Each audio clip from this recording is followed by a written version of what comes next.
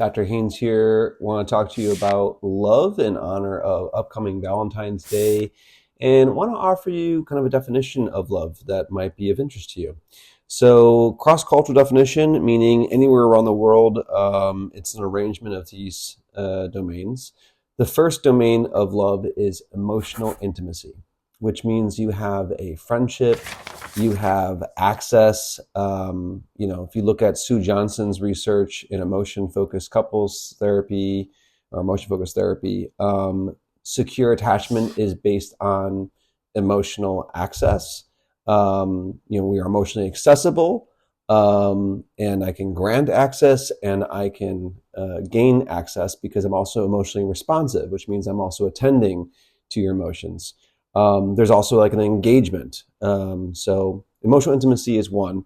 We call it, intimacy, emotional intimacy, because that connection, that deep sense of connection is through emotions that we feel that. We have passion. Passion is sort of like the alchemy, physical alchemy, the chemistry, how our nervous systems kind of come together. And sometimes you just like vibe well with somebody. It's also, I think, part of like the addiction part of love. Love is a lot like an addiction. Ideally, it's, we're going to get addicted to something. Ideally, you're getting addicted to a healthy relationship and has your best interest. And then we have commitment. And we have this sort of like, I'm all in, I can get hurt. I'm invested. There's like a choice part of love, and that's part where the commitment is.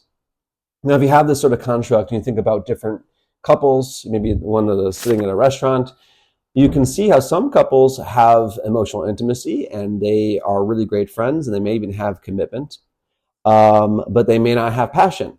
You have other couples that are high in passion and the sex is hot if they're a romantic relationship, but they don't have commitment and they don't have emotional intimacy.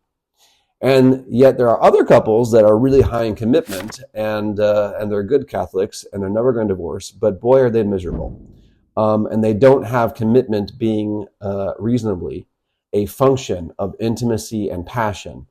They have commitment all on its own. And I do think that actually that way of looking at it discourages people from actually committing. Commitment should be a function of those other domains and not just in itself, because I think we should have the ability to kind of withdraw. But anyway, happy Valentine's Day. Hope this is helpful to you all.